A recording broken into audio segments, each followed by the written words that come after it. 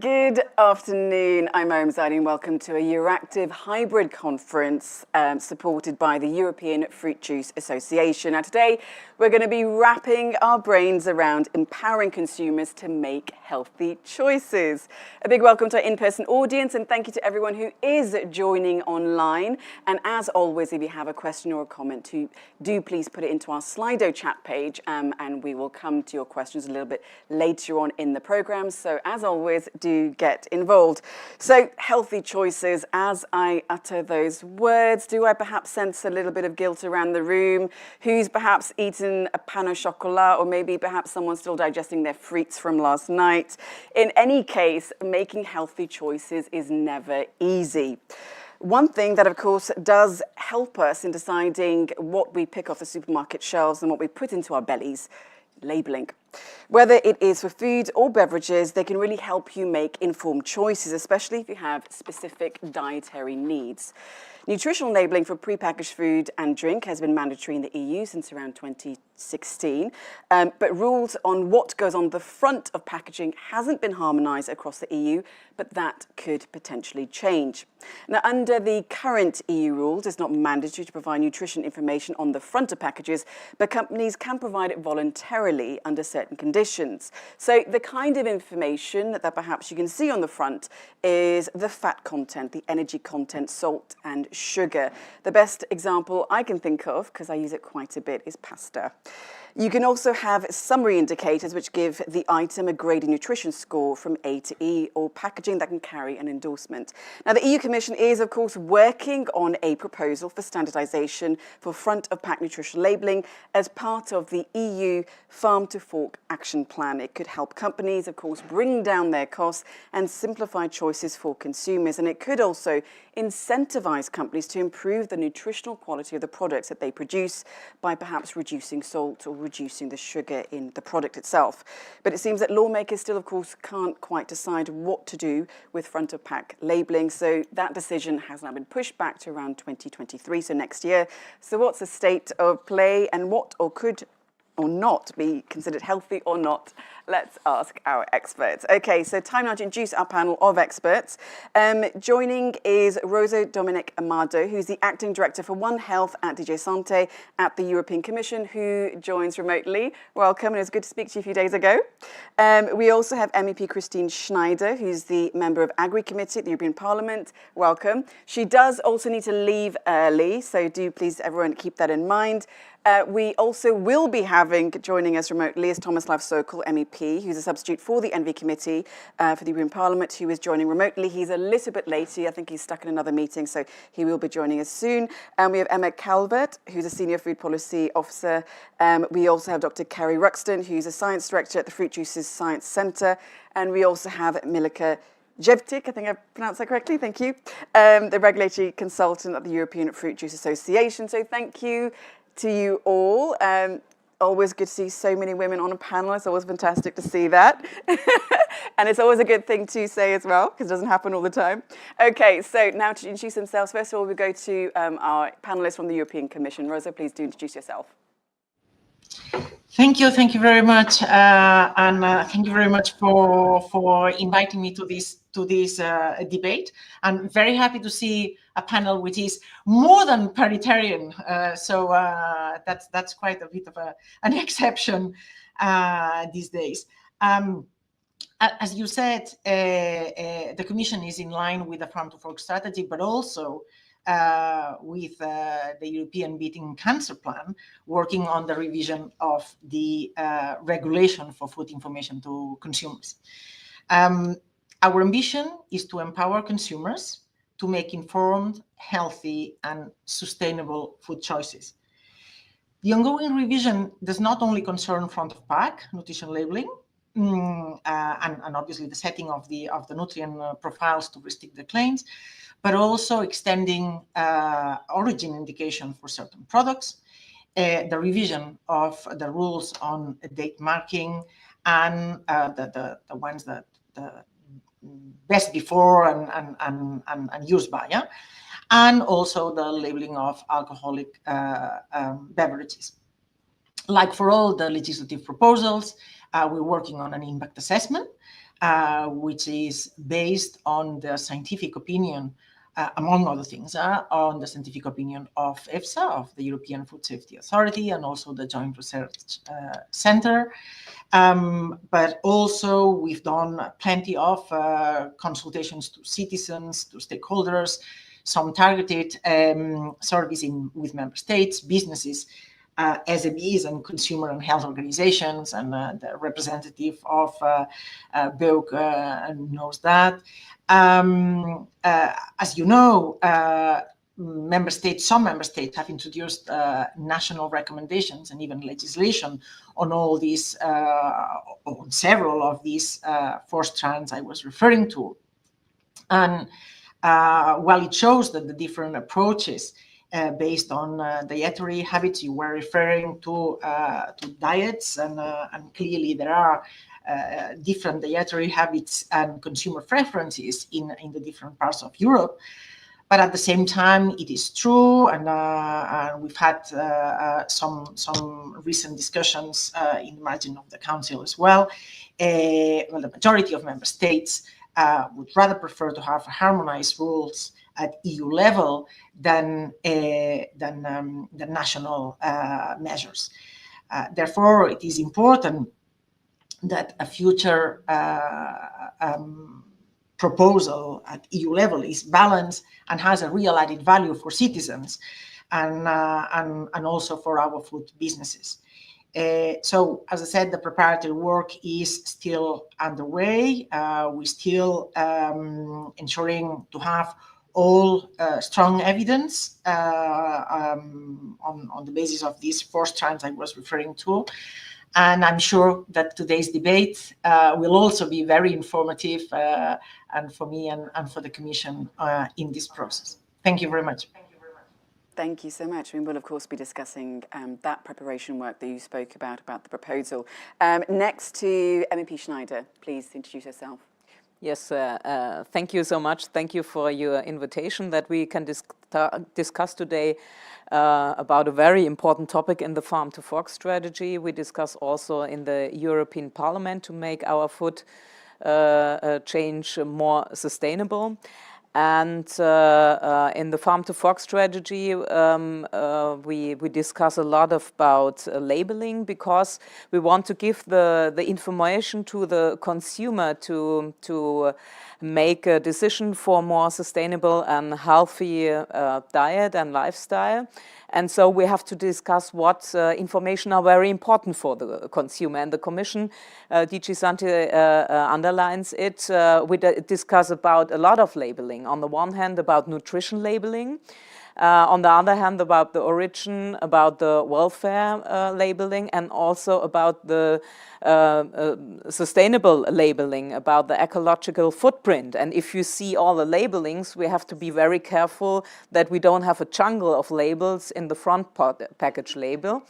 And so I made the proposal in the negotiation about the Farm to Fork strategy to think about more about digital solutions to make a QR code, because then you have the possibility to put more information inside, because to make the food supply chain more sustainable, you need all stakeholders. On the one hand, the primary agriculture producer, all the producer, we have to look about the packaging, about transport, and also the consumer. And we don't want that the consumer only make his decision what food or what beverage he takes because of the price. And so you have to put a lot of information the consumer can have, and we have to be very careful that we have comparable information, that we have all the same labeling, because when you make in every 27 member states different labelings, it's very confusing. And so labeling is very important, and to have the same labeling on the European level to give the consumer the information. But I'm always honest, labeling will not solve all problems. On the other hand, the one hand is the information we need, on the other hand, the education. And so for me, it was also very important, the negotiation, that we look to education in kindergarten, in school, that the consumer understands the information the label can give him. Thank you. That was very well said. Over to Emma now. Yeah, thank you very much. So first of all, I'll just introduce myself. I'm Emma Calvert. I work at BEIC, which is the European Consumer Organisation, and we represent 46 independent national consumer organisations across 32 European countries. And really when we, in the food team, we're a small team working in BEIC, but when we work on nutrition, we really sort of try to stick to the mantra of trying to make the healthier choice, the easier choice for consumers. And even though this is a very simple phrase, in reality, it's very difficult to implement that. And why is that? And the reason is because the food environments within which we make our purchasing choices tend to push us towards the unhealthier choice. So it goes from the unhealthy food marketing that our children see on TV or on their screen, to the billboards for fast food restaurants that we pass on the way to work. And then we have promotional offers in the retail environment, as well as confusing labelling. So sometimes we see health claims on foods which really don't necessarily deserve it. And then we also have, of course, price and availability. So there's really a number of issues which contribute to an unhealthy food environment. And as has been said already, there is no silver bullet to solve all the problems of the food system. We know that, but well-designed policy tools which can have an impact on population health, I think we have a responsibility to enact them where we can. And front-of-pack nutrition labelling, if it is well designed and it has a robust evidence base behind it, should also be one of these tools in the toolkit. Thank you so much. Next to Dr. Carrie. Hi there. So I'm Carrie Ruxton, I'm a dietitian, and I work for the Fruit Juice Science Centre, which funds research into fruit juice and also communicates the science to stakeholders and consumers. Consumers have a lot of dietary messages given to them at the moment, so it's no wonder that very few consumers are actually achieving this healthy diet that we want them to eat. And let's just start with where we need to be directing consumers. If you look at the Global Burden of Disease study, 1/5 of mortality is due to diet, and more than half of that just comes from 3 factors. One is fruit and vegetable intakes, one is whole grains, and the other one is high sodium diets. So really, that's where we want to be targeting consumers to make those changes. Labelling obviously can help in this, but only if it gives a holistic view of foods and doesn't just focus on the negative nutrients. It really needs to talk about positive nutrients as well. And this is where I think that fruit juice can be part of the solution, because fruit juice is 100% fruit juice is simply made from squeezing the fruit. So the vitamins, minerals, the polyphenols, and the sugars all come directly from the fruits and nothing is added to it. And if you look at the scientific evidence on fruit juice through randomized controlled studies, we see that drinking fruit juice improves something called vascular function, which helps to reduce people's risk of heart disease. And that is not only coming from the polyphenols, which often can be more bioavailable from fruit juice than whole fruits, but also from the potassium. And potassium has already been identified as a nutrient of concern by EFSA.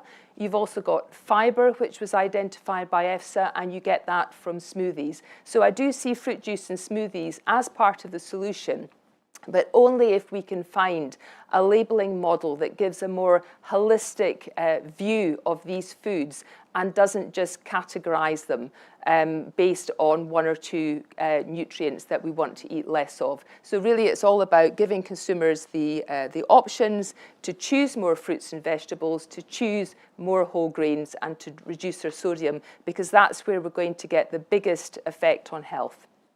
Okay, thank you. And then lastly, Milka.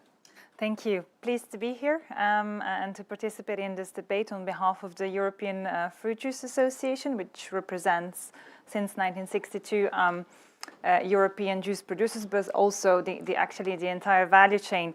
And the key thing I want to say is that we are really supportive of this ongoing legislative initiative from the European Commission to harmonize front-of-pack nutrition labeling, because we think that labels can really be a powerful tool. They can be a powerful tool towards consumers to influence their dietary choices. They can either direct or empower them. And that makes the, let's say, the responsibility of the legislator mainly, but then all of us as other stakeholders, even greater to really get these discussions right.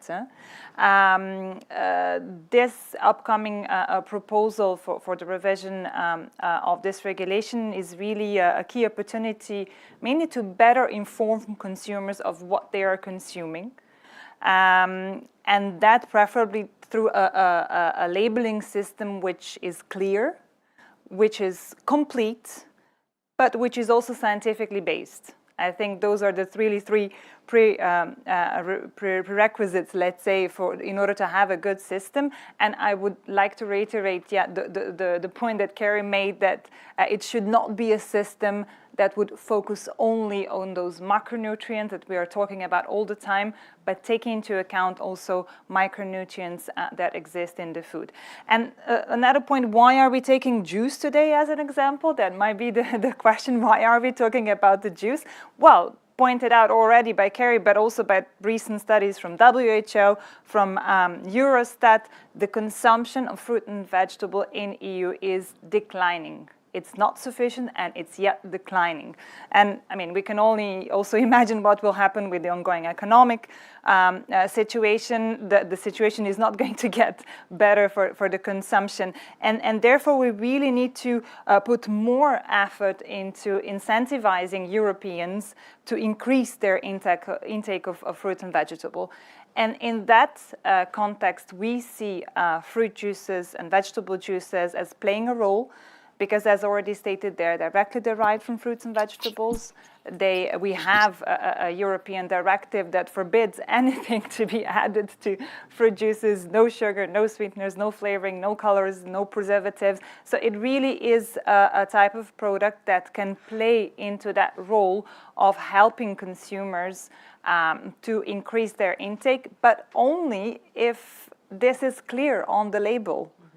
Right? Because, I mean, we cannot expect the European consumers to read the European legislation. What they are making reference to when they're making their dietary choices is the label, and that makes then the importance of this discussion even greater.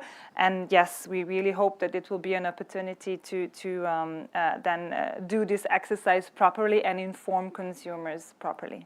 Thank you. Thank you. And it's interesting what you say about people eating less vegetables. I wouldn't have guessed that one, but we will discuss it later. And then finally, I think our MEP Thomas Love-Sokol has now joined us. So welcome.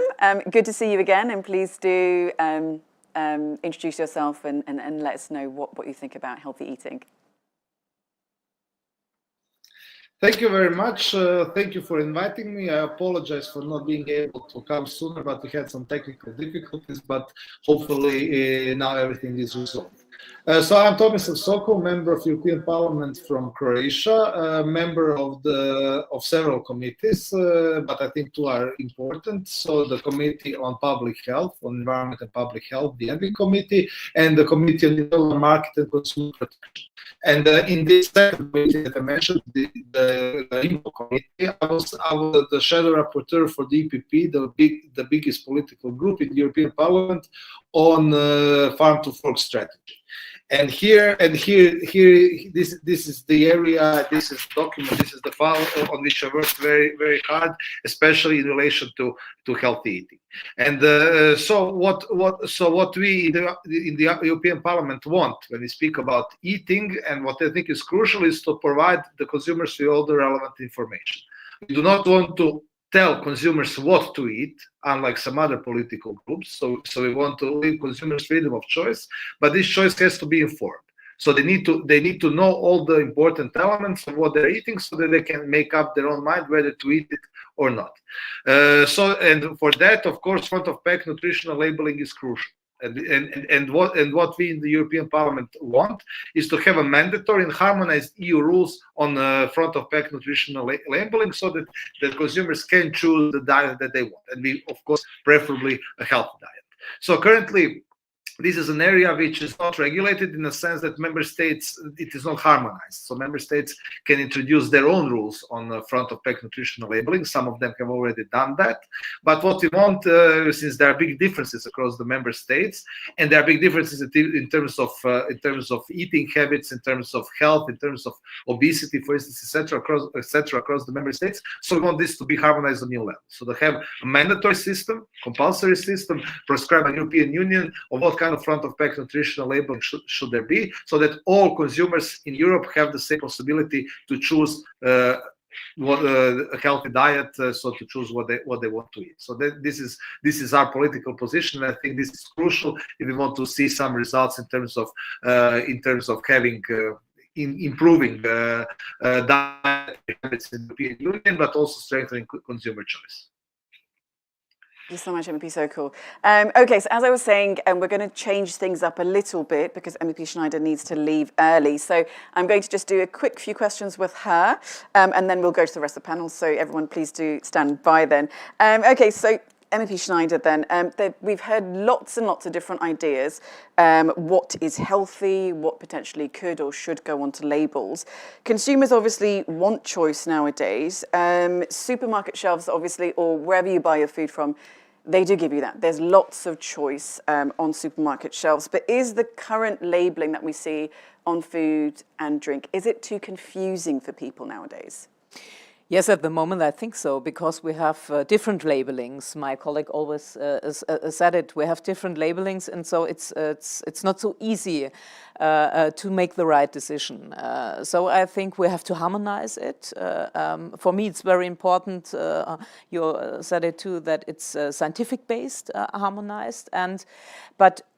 The one thing is the labeling, I said in the introduction, the other thing is the education. The consumer must be in the position to understand what the labeling will give for informations. Maybe we look at the Nutri-Score or at the nutrition labeling. We will look what the Commission will propose in the legislative report.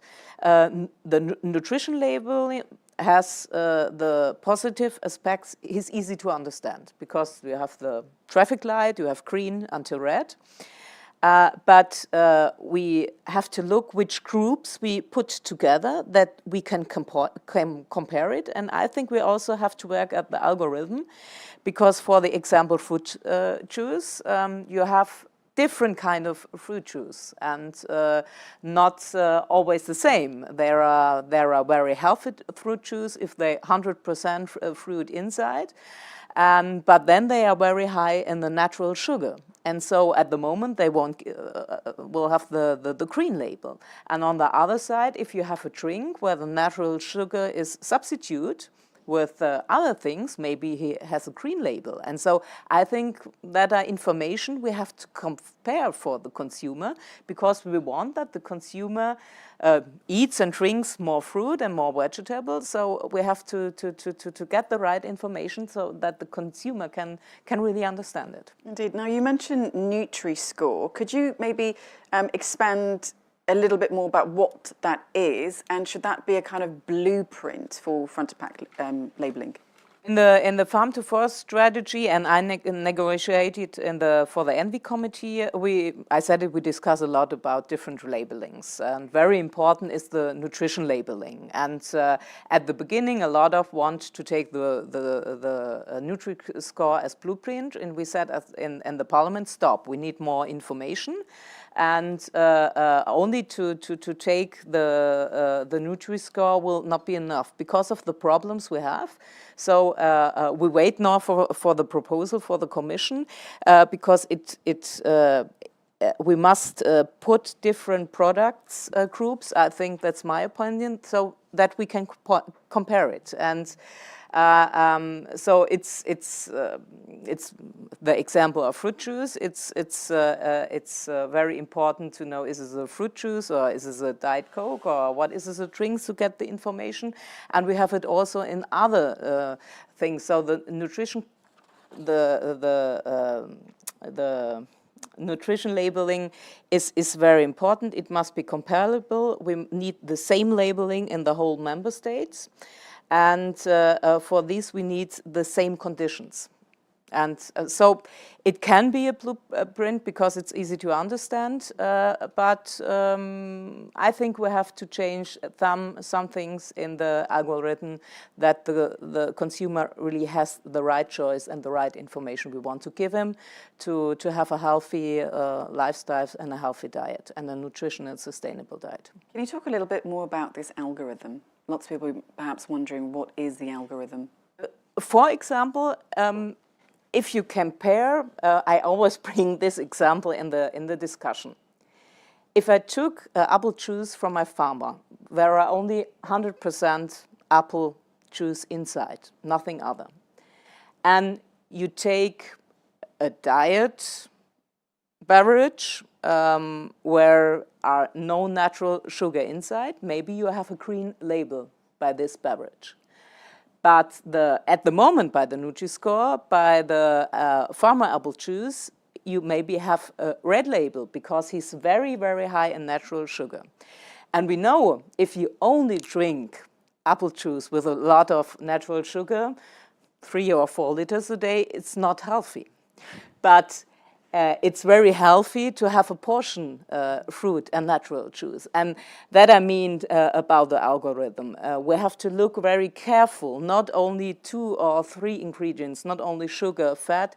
For a healthy, sustainable diet, you need more information. And you can put it in a labeling, but it's not only the nutrition, it's all your healthy lifestyle, who is important for healthy lifestyle, if we have a lot of movement. So we have to look, and the Commission have to look very, very careful to the algorithm, and then we have to discuss. So at the moment, I think not. We can take the Nutri-Score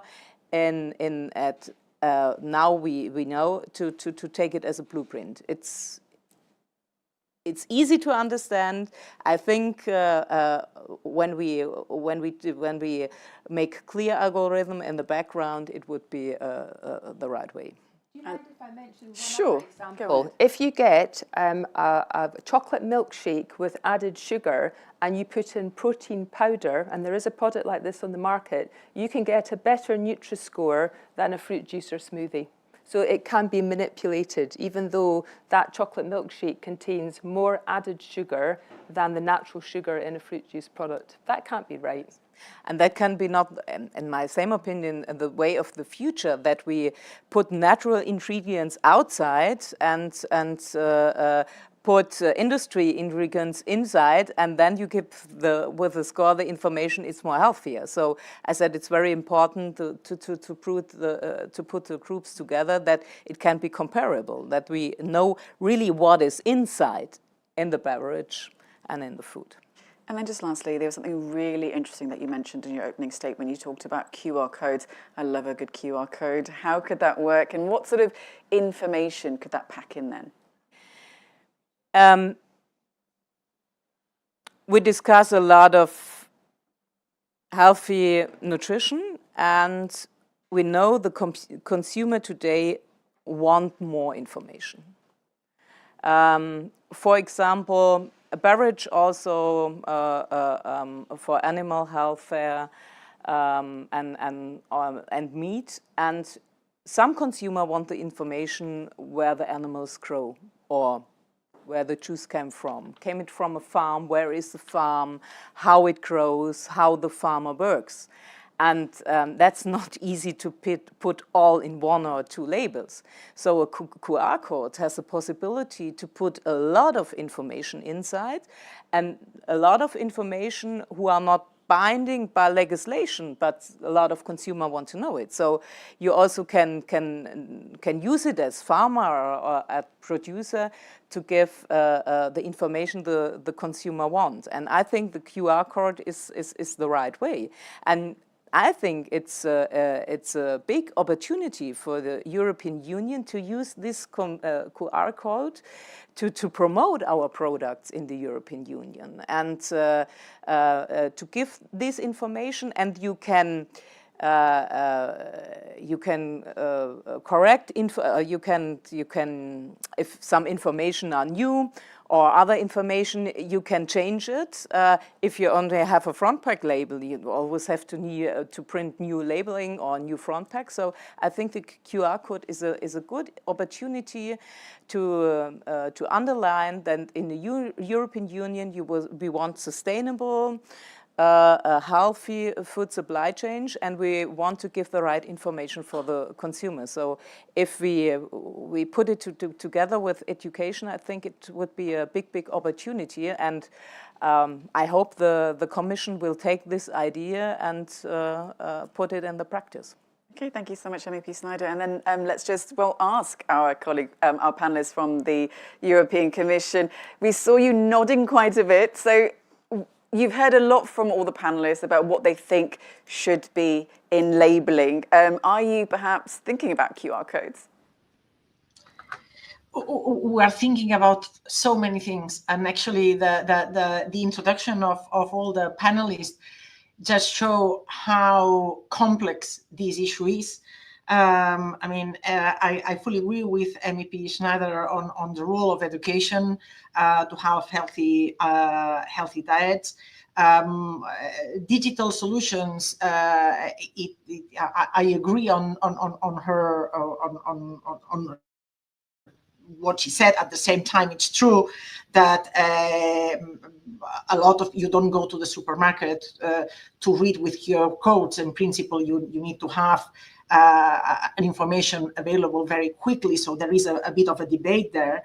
But then, I've been listening very carefully to all the other interventions, and they just justify how difficult it is to get to a solution that is, as Carrie was saying, holistic, as Milike was saying, that it's clear, complete, and scientifically based at the same time, and all these needs to be in a tiny label. So it's really it's a bit of a nightmare in terms of proposal. That's why we're still in the process of getting the evidence, because we are considering all the solutions that are currently on the market, all the elements that they include. So yeah, I think that I cannot say what solution we will be proposing. Just that there are so many possibilities to consider in the proposal. Indeed. I was actually going to ask you, Rosa, just separately, what the delay for the proposal is. But as you said, it's just a nightmare of information that you have to try to condense and to put into very small little labels. But we will continue to talk about that. Emma, you wanted to also have a little thought, a comment on QR codes, isn't it? Yeah, I just wanted to say that from a consumer perspective, we certainly see a role for digital tools like QR codes or website links, but really it's very crucial we define what kind of information we use these digital tools for. So crucial information that consumers kind of need in the supermarket environment, like ingredients, nutritional information, or a front of pack label, that really needs to be on the label. And nice sort of stories about the brand or recipes, like that can be put on a QR code that you can use when you're home, because realistically, we already don't have enough time in the supermarket as it is. There's so many things that need to happen for you to want to use a QR code. You have to, first of all, have a smartphone, have connectivity, know how to use your smartphone, know how to use QR codes. And that's not always the case, especially for older generations who want to have that information on the label. So we need to think about what information are we choosing to go offline and which one goes online. It's funny that you mentioned connectivity, because whenever I'm in my local supermarket, I never have any connection. Exactly. But does it, if, for example, if a label was to be too, digital focused, does that really then exclude, older generations or people who aren't tech savvy? Perhaps, Dr. Emma, you'd like to go ahead. Sorry, Dr. Carey, you'd like to comment on that? I think it probably would. Consumers, I think the research shows that they look at labels for about 2 seconds. So I do think that colour coding helps, but only if it is really helping direct them to the right foods. So for example, an older person, their health needs might be that they need to boost vitamins and minerals rather than be restricting dietary fat because they've already got to an old age, or they might be looking for protein. So if the label is a kind of a one-size-fits-all, always focusing on the more negative nutrients, it's not actually going to meet the need of that older person. So I think, yes, it's good to have an at a glance, but we just need to make sure that it's meeting the person's health needs and isn't this, everything is being forced into a one-size-fits-all, which doesn't really meet people's needs. Okay. Oh, yeah, sure. Just add to that, I mean, there is a recent report from JRC, from the European Commission, that indeed says that consumers do prefer colored labels, which is no surprise. I mean, it's faster, it's simpler, that's true, but we have to understand that this is really value judging the product. And that, again, makes the responsibility greater to put a scientifically based, a good system behind each of these colors. And to our opinion, what we have seen so far in those voluntary schemes, it was really on providing indications and driving without really giving the information as such, and the element that Mr. Schneider mentioned, without education. So through that label, just giving this or that color, you're not going to educate consumer about the actual nutritional composition of what he's consuming. So. But where it could work is, as MEP Schneider said, when you're comparing within a category. So say you're going out to buy a lasagna and you have 5 choices. You can look at the colour coding on lasagna to see, well, which one is healthier for me and my family. But then it's very, very difficult to compare completely opposing products. And I actually don't think systems such as Nutri-Score were designed for that, because if you look back at the original descriptions of that system, they said it's there to differentiate within categories. So choosing your category might be the way to get past the nightmare that Rosa was mentioning. But isn't also what goes onto the front of the label, that's also voluntary information. So is that information being manipulated? I mean, obviously you said that colour coding is the easiest way. I mean, it's the easiest way for all of us, unless of course you are colourblind, then it's a problem. But is that information being manipulated? No, it can't be manipulated, because if you've got an algorithm or, for example, traffic light ranges of nutrients, then you can only fit into the ones that are designed. Where it could be manipulated is by adding extra ingredients to that product. So that's much more for the processed products. For example, the one that I mentioned, adding protein powder made a sugary chocolate milkshake look better than perhaps it would be on another scale. Can you explain that in a little bit more detail? How does that actually? Yeah, because you get points for protein. So if you've got a product that that has added sugar to it, but if you add protein, you get the positive points for protein, which offsets the negative points from the added sugar. And also because it's a dairy product, it's actually treated like a food. So Nutri-Score and some other algorithms say if you're a dairy product, you're not treated like a drink where they're very hard on you. They're treated like a food where they're easier on you. And so that product then ends up with a better colour coding than something that's natural, which I just don't think that's right. I mean, as a dietitian... Not right, and for anyone who's watching and listening, please don't try that, no. Especially when you be a healthy person. MEP Sokol, you wanted to say something as well. Yes, thank you very much. I also wanted to mention that we had a lot of discussions on Nutri-Score, not just in the IMCO committee when we were discussing farm to fork strategy, but also in the special committee on beating cancer that I was also a member of. So this committee made a report on the Europe's beating cancer plan, and there we discussed the prevention, and because more than 40% of cancer cases are preventable, and one of the main causes of cancer is unhealthy diet. And there we had a big discussion on the labeling and Nutri-Score, and the conclusion was definitely that Nutri-Score is not fit as this kind of a blueprint for the EU use. One example that we used was the fact that in Nutri-Score, Coca-Cola Zero scored better than olive oil. And of course, for us from the south and from the Mediterranean diet is very important. We believe that this is one of the good examples of healthy diet in the European Union. And of course, olive oil is central part of this Mediterranean diet. And this was the reason why using Nutri-Score as kind of a blueprint for harmonization across the EU was not acceptable. And the final report of the BECA committee, of the Special Committee on Beating Cancer, reflects that. So there are a lot of problems with the Nutri-Score. Of course, the using of the colors in itself is not the problem for me. Obviously, it is true that that if you want to get the attention of the consumers, that maybe is the best option. But what's underneath the content should be science-based. And that is crucial, and this is why we believe that any kind of future proposal by the Commission of a unified solution should reflect that. And also, so this is what I wanted to say. Also, what was going on in the Parliament, we had a big coalition of MEPs who were against using Nutri-Score as this kind of a blueprint. But also, I agree that front of pack labeling will not solve everything, even though it is very important.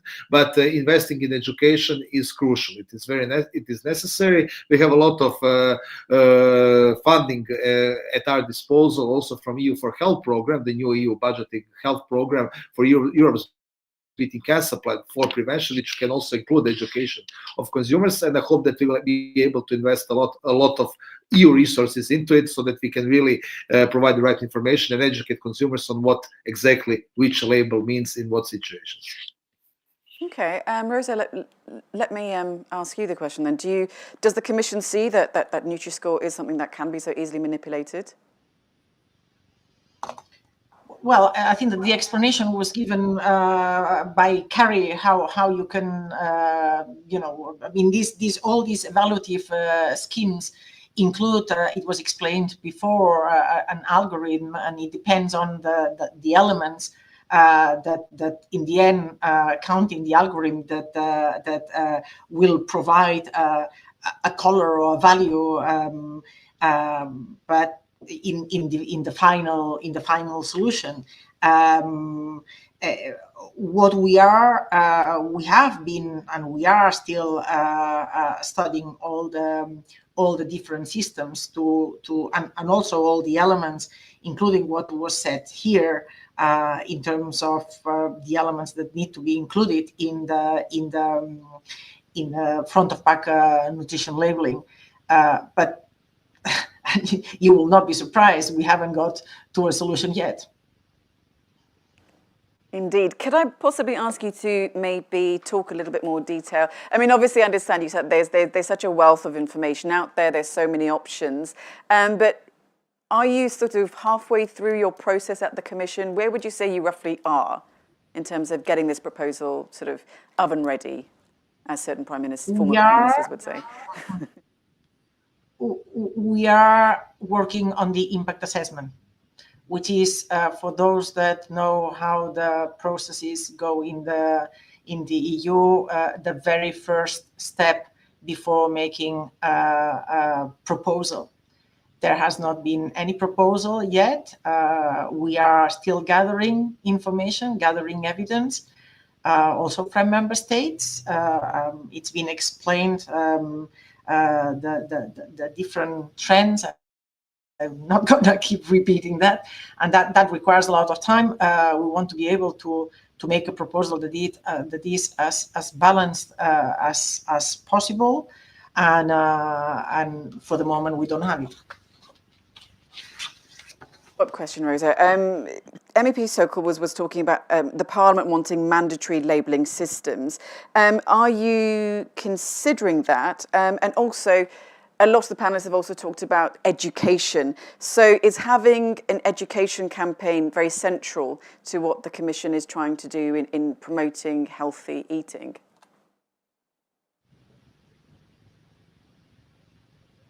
Is this a question to me or to? Yes, it's for you. Yes, it's for you. Oh, sorry. I thought you were. Definitely, education is. I mean, front of pack nutrition labeling, as someone said also at the beginning, it's not. It's a tool. It will not solve all the healthy diets. And as MEP Schneider was saying before, I mean, it's the whole healthy lifestyle that we lead that will determine whether we are more healthy or not. And there, obviously, education it's important. And yes, this is something that we are also considering to have or to support at least member states on their awareness raising campaigns and educational tools, definitely. Okay.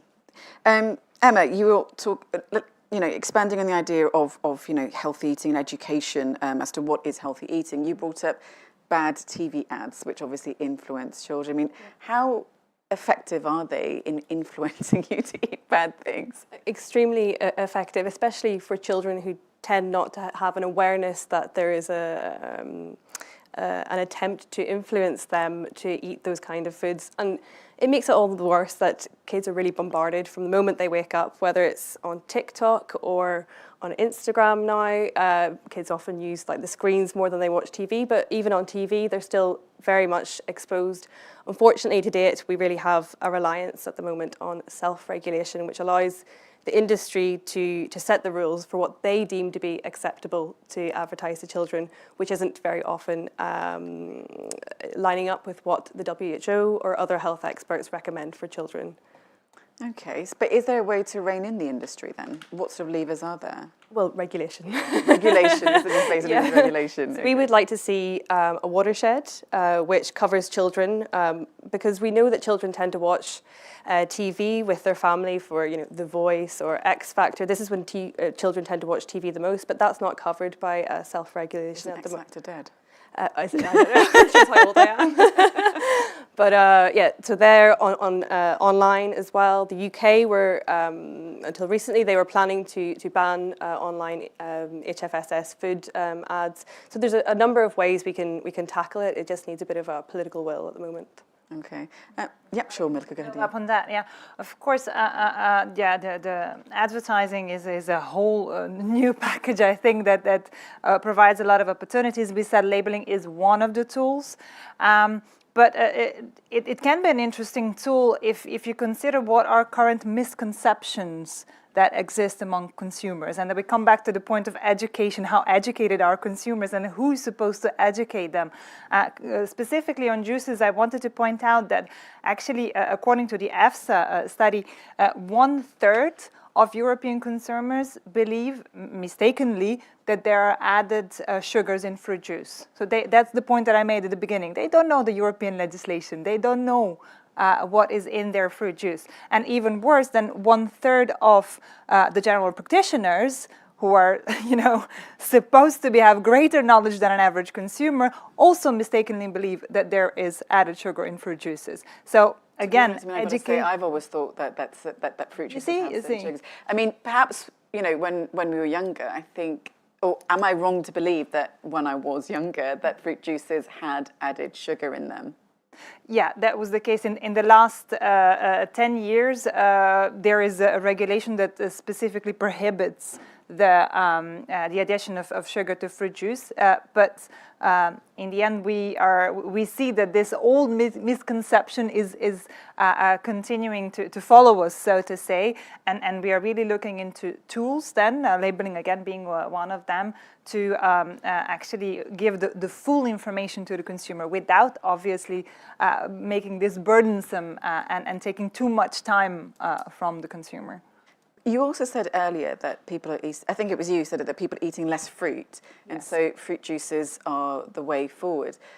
Isn't that, I mean, to me, I don't know about the rest of the audience as well, to me that seems a little bit bizarre, especially given these times where people are opting for healthier diets, like, plant-based diets, etc. We're being told we shouldn't consume so much meat, put down your steak. I'm sorry, people of Belgium, don't eat your steaks, at least perhaps not every week. But isn't it a bit odd that people are still not eating vegetables? And then Dr. Kerry, I'll ask you to comment later. Yeah. Well, being it odd or not, it is the fact that we read through reports from WHO, from Eurostat. There was a recent, at the beginning of this year, a report from Eurostat showing again a decline in consumption of fruits and vegetables. I mean, we can talk about reasons why this is happening, whether it's appealing or not, whether it's expensive. Don't forget that aspect, but that is the trend. And as I said, also the current economic situation is not there really to help change this trend. I think the COVID situation was a temporary, maybe a boom. But another point that I really want to stress when it comes to the role of fruit juices and vegetable juices, we are not advocating replacing the consumption of fruit and vegetable by juice. People should be eating fresh fruit and vegetable, but fruit juice can be one of the portions that can contribute to that greater consumption and greater intake of fruits and vegetables, and therefore the vitamins and minerals. That is the very important point that we want to make. Yeah. Can I just ask you one follow-up question before I go to Dr. Kerry? Is there one particular fruit juice that has the most nutrients or best benefits? I mean, especially when we are living in a kind of cost of living crisis and people are thinking, oh gosh, I'm not quite sure what I want to put into my shopping basket.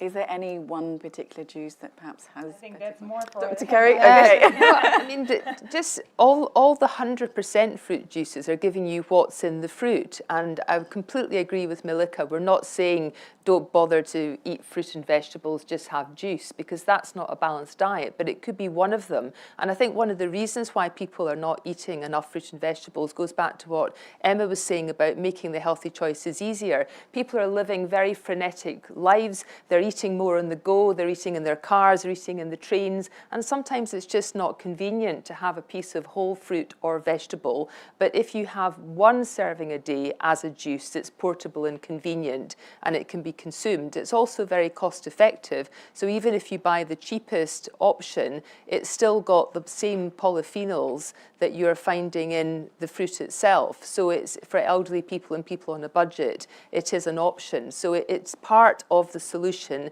It's not there to replace whole fruit and vegetables. Okay, not there to replace. You mentioned cost. Yeah. So I did do a little bit of, calculator work, just to give you this guy's example. So I use the example of carrots, because obviously carrot juice is quite a nice juice. I don't know if anyone else drinks it. And this is a UK example, so I apologise. So a kilogram of a bag of carrots, 45p. 700 grams of organic carrot is £1.30. A 750 millilitre of organic carrot juice is £3. So shouldn't I just rather just eat the carrot? Well, you could eat the carrot if you want, but you're going to have to chop them and cook them. And I want people to eat carrots, so that it has to be part of a package, a healthy diet. I mean, we could say brown rice is the super healthy food, but if you only ate brown rice, you would have a deficient diet. So it's about having different options for people. And there will be people out there who have plant-based diets and probably don't need to consume a serving of juice.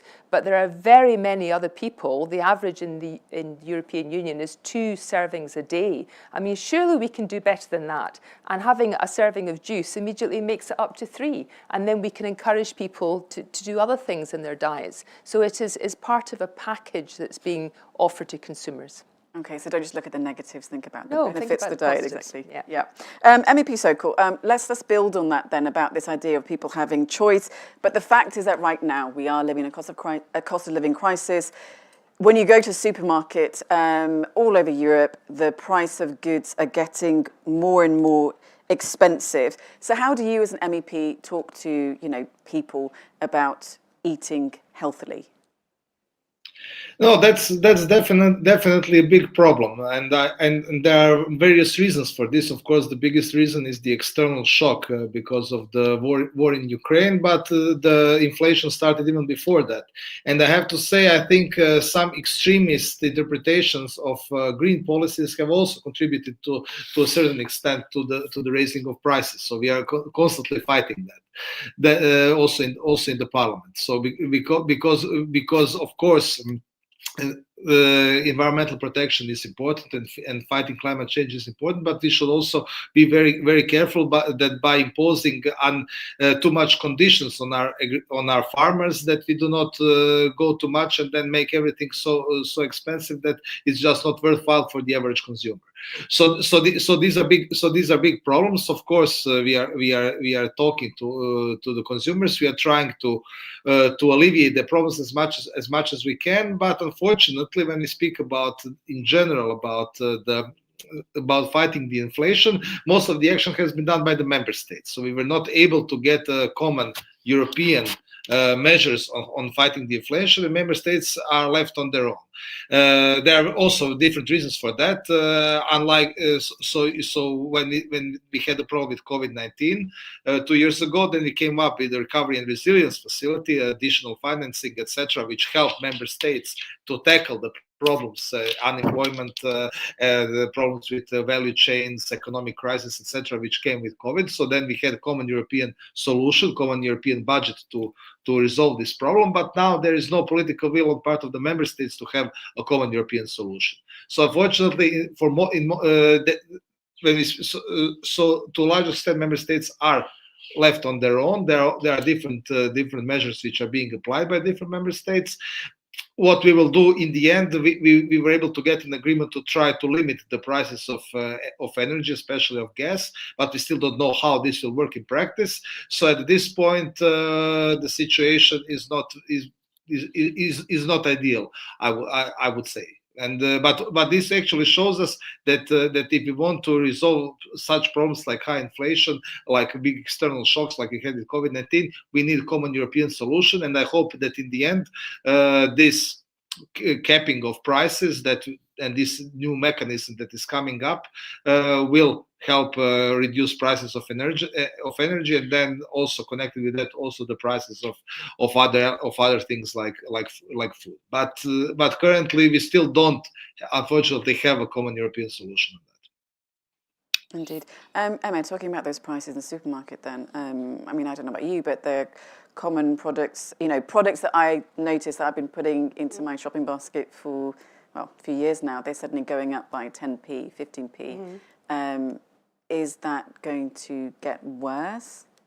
Well, we don't know yet how much worse, if we've reached the peak yet, but what we can see is that, it's been mentioned before, like from our Spanish consumer organisation, OCU, we are finding that consumers are tending to buy fewer fresher goods like fruits and vegetables and fresh meat, and opting for more processed products.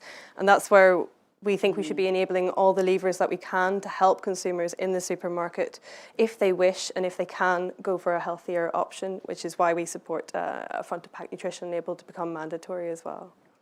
Let me ask the doctor on the panel then. Given the sort of cost of living crisis that we are in, what would your advice be to someone who's saying, listen, look, I've got limited money, I do limited money in terms of what I'm getting from my job, I've got to take care of my family.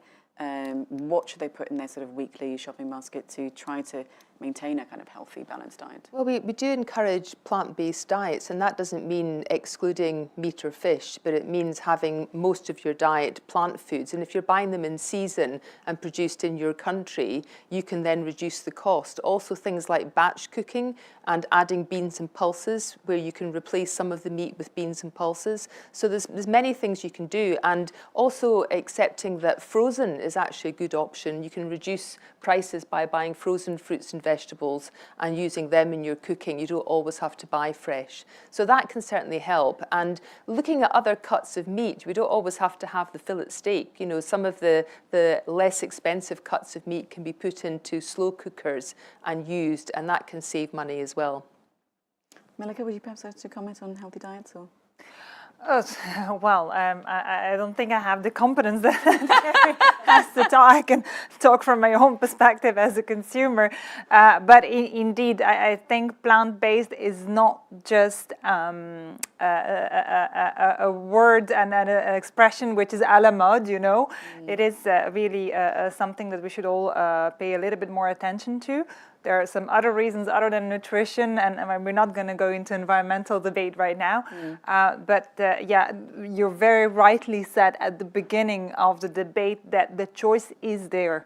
And I think we're lucky to live in an era where we have plenty of choice, but that might even make the situation or the choice more difficult. The choices, I mean, I've got to say that I do, well, I'd call myself a flexitarian really, but I do try to do the sort of plant-based diet. But one ingredient I found in a lot of the, you know, a meat alternative, those burgers and everything, is soy. And soy is terrible for you. And salt. I just said that salt was one of the top 3 for increasing the risk of disease.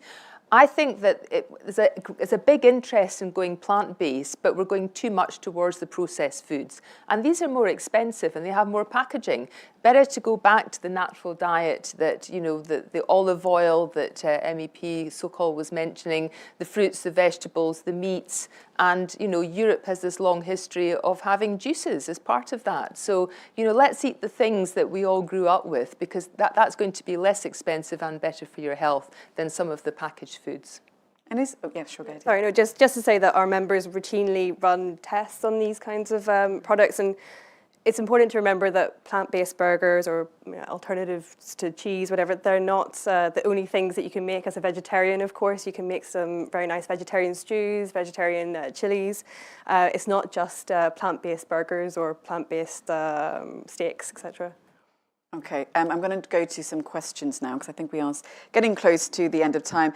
There's a question from Julianne for Rosé, so I'll go online. Julianne says, what are the options considered by the Commission regarding the proposal? So this is the question I've actually asked you, but she's asking for a synthesis of systems already used in the EU, for example. Interpret that question as you wish. Well, I think that I partly already replied that unfortunately we don't have a proposal yet. And I cannot even say that the proposal will be a mixture of systems. Obviously, we have taken everything, and we are still taking everything into account, seeing the pros and the cons of different systems, how to integrate different elements, all the elements that have been actually raised also in this debate. But I'm not in a position to say whether we will be mixing or not mixing systems. Okay, there is another question for you, again on labelling. I apologise, Rosé. It's from Anne, who says, could you give an indication of the Commission's timetable in terms of developing a harmonised environmental labelling scheme? Well, the environmental labelling scheme goes far beyond this. I thought that we were talking about basically front of pack nutritional labeling. We are working in the context of the Sustainable Food Systems Framework, which has an element of labeling, but here again we are even in a previous stage of the reflection. So I'm sorry to disappoint Anne, but I'm not in a position at all to give any timing, neither for the sustainability framework nor for front of pack. Okay, no worries, and completely understand your position. Mariela says, and perhaps I will come to our doctor again, I recommend a clarification about soy, as a presenter, which would be me, might have given a negative impression about soy. Did I? Oh, sorry, I thought you meant soy sauce. I was thinking about soy sauce. So soy is beneficial. There's not a problem with that in the food, but when you're trying to turn soy into a sausage or bacon or chicken pieces, you have to add lots and lots of other things to it and process it quite heavily to give it the same mouthfeel and taste. So you know, if you go and use soy in part of your diet and you cook it yourself, it's absolutely healthy. But when you make it into a packaged product, it can then have lots of other things added to it. So I was right. Yeah. So Yeah. I Sorry wasn't not to spreading clarify. misinformation. Yeah. No, because that's one of the things I realised with the plant-based diet is you again have to look at the back of the packet, or well, look at the labelling to see what is actually is there or not. So I hope, Mariella, that does actually answer your question. We also have, well, this is about harmonised labelling again, and we might skip that one. Francisco says we need to be careful about the information we provide to consumers. For example, according to Nutri-Score, olive oil is a category, while breakfast cereals are category B. Food should be assessed as a whole product and not on the basis of the presence of certain nutrients. MEP Sokol, you mentioned olive oil before, so that's the question for you. Do we need to be careful about the information we provide to consumers? Yes, definitely. I fully agree. So the solution that Commission hopefully will come up with, but of course it's always like this. So they never tell you anything before the proposal comes out. We'll have to take this into account. So the Parliament made a strong statement in favor of Mediterranean diet as something which we believe is balanced and moderate. So moderate uptake of meat and fish.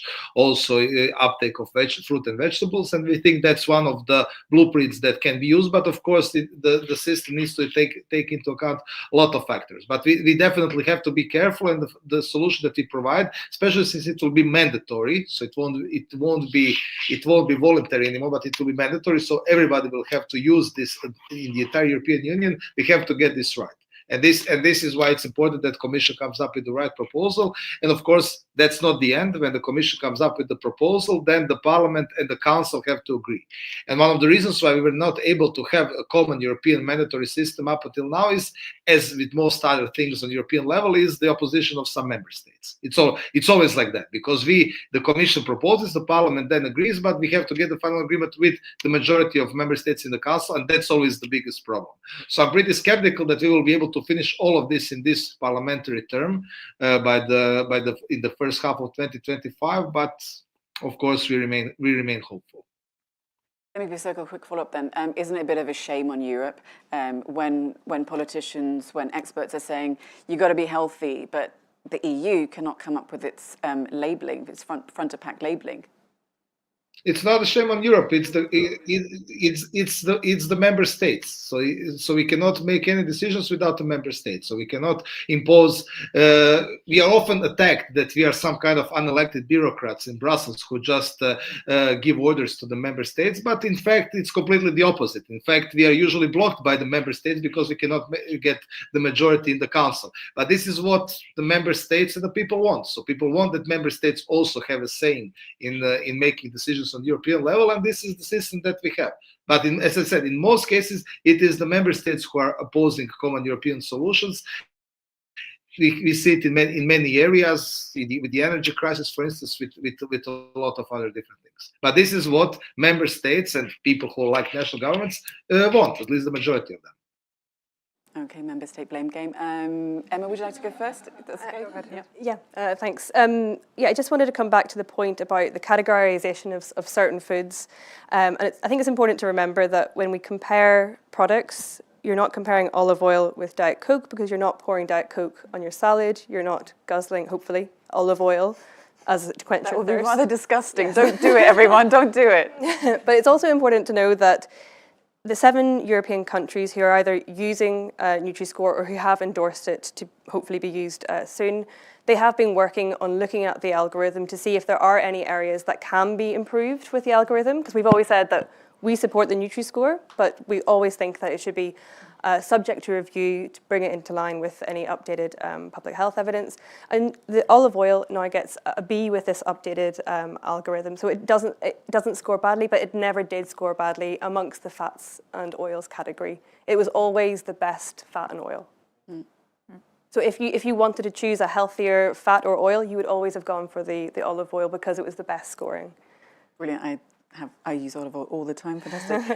Milika, you wanted to speak? No, just wanted to point out, I mean, in defense to the whole European system, with this proposal, I think we are setting ourselves, we are very ambitious. I mean, the legislators are very ambitious. It's not an easy task.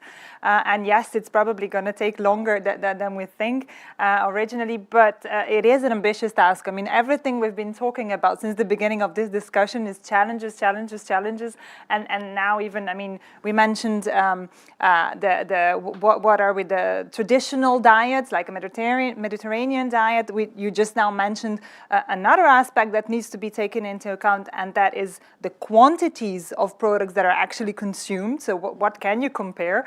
And also the frequency of consumption. I mean, ideally, these aspects also need to be taken into account when you're deciding on what kind of labeling you're going to put and eventually judge this is a good or a bad product. You know, that those are also the elements that need to be taken into account. For fruit juices, I can only say that, I mean, according to Eurostat, there is only 11% of European consumers that consume juice on a daily basis, you know.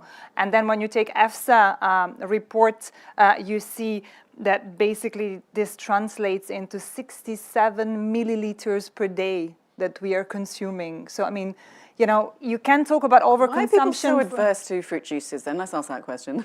What's the problem? Yeah. I don't know. This is why I'm confused as well, because if I take an orange and I eat it and I am chewing it, so the juices are going into my mouth, this is good. If I squeeze it into a glass first and then I drink it, is bad. I mean, that doesn't make any sense to me at all. I think it's also important to realise that dietary recommendations, they do, when they are recommending fruit juices as part of the diet, they do recommend a minimal amount, 150 millilitres usually, or to prefer water. Water is best, prefer water, go for water instead, because they can actually have a significant contribution to sugar intakes. I know in the UK, after soft drinks, fruit juices and smoothies, they contribute the total sugar intake. They're the second highest contributor to sugar intake. So we do have to be a bit cautious. That's true, actually. I think it was in biscuits, cake and confectionery. Public Health England for adolescents from 11 to 18. I calculated it from the last EFSA report that sugars from everything else in the diet was 41 grams a day, and sugars from fruit juices was 6. And this was EFSA's own report. And the UK, I think it's 6% of the free sugars from fruit juices and 94% from the cakes, biscuits, confectionery, which I think are probably the less healthier option. Question on sugar. Isn't sugar like the biggest drug in the world? No, it's not a drug at all. You know, it's not a drug. It's the most addictive thing. The thing is, in everything, isn't there a way to limit it? No, it's not addictive at all. And when you look at going back to the Global Burden of Disease study, which is an international study, sugar contributed to less than 1% of mortality risk.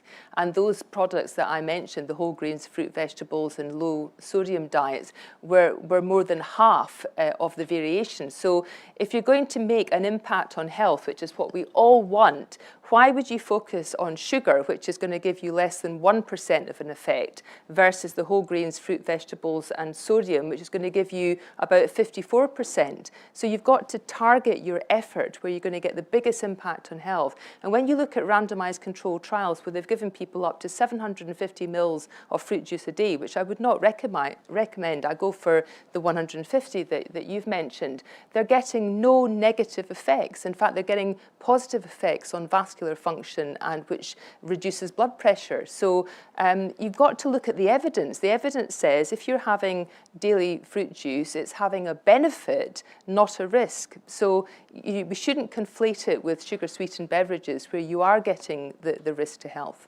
Okay. Well, listen, we've only got a few minutes left, so I'll ask all of you now for your closing statements. Rosie, I'll start with you first. Chocolate, which is my favorite food. I would have liked to have some sort of no, that's obviously a joke.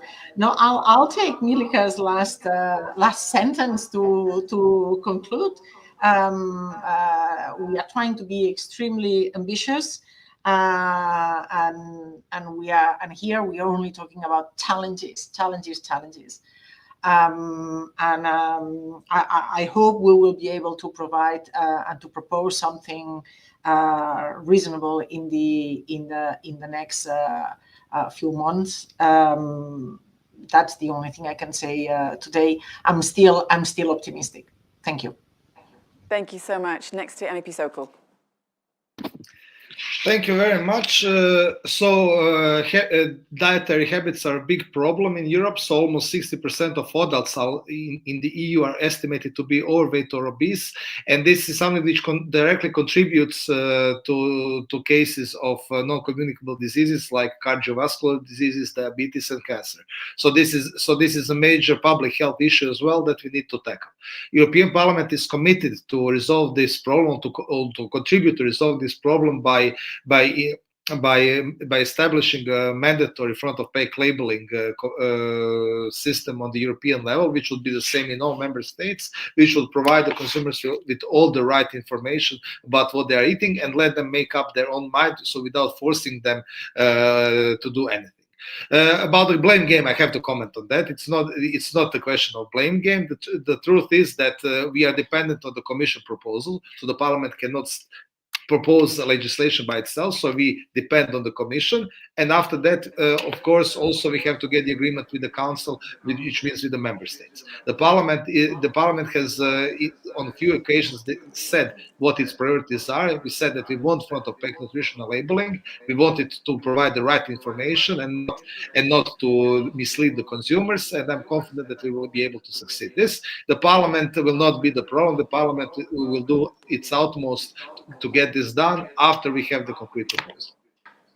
Thank you so much, MP Sokol. Next to Emma. Yeah. So just to talk about front-of-pack nutrition labelling again, but I think it's really important when we're moving towards this proposal, hopefully very soon, that we remember to keep those who are going to be using this tool, which is the consumer in the supermarket, we keep them in mind when we're designing it. And there's some criteria that we believe any front-of-pack nutrition label needs to adhere to. It needs to be developed free from commercial interest. It needs to be based on a robust and independent evidence or body of evidence. It needs to be interpretive, which means colour codes for us, because that has been proven time and time again, including in real-life supermarket trials, to be the best way of helping consumers derive that information at a glance. And it needs to be based on per 100 grams instead of per portions, which are assigned by the manufacturers themselves. And we always say that the Nutri-Score is not perfect. No front-of-pack nutrition label can ever be perfect, but it is the best scheme at the moment. So we really hope that we see something like it in the proposal. Okay, Dr. Kara, next. Well, I think we need to guide consumers towards those foods and nutrients that are going to have the biggest impact on their health. And those, as we know, are fruit, vegetables, whole grains and lower sodium options. And we need a labelling system that's going to help that. And I do think that having fruit juices and smoothies is part of the solution, because these contain the potassium and, with smoothies, the fibre that EFSA says that we need to get more of in the diet. Thank you. And then lastly, Milika.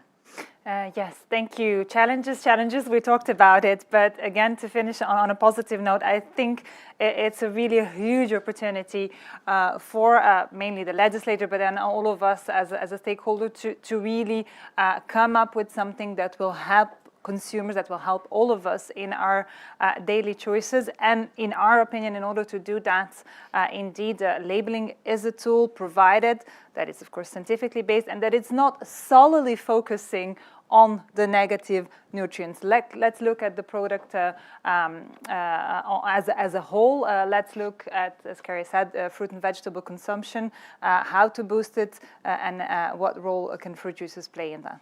Thank you. Okay, thank you all so much. So thank you to all of the panellists, to our two panellists who join us online, and to all of our audience members. I hope that what you've heard today has helped you, or perhaps empowered you to make those healthy choices. I'm Mariam Zaidi. Thank you so much. Goodbye.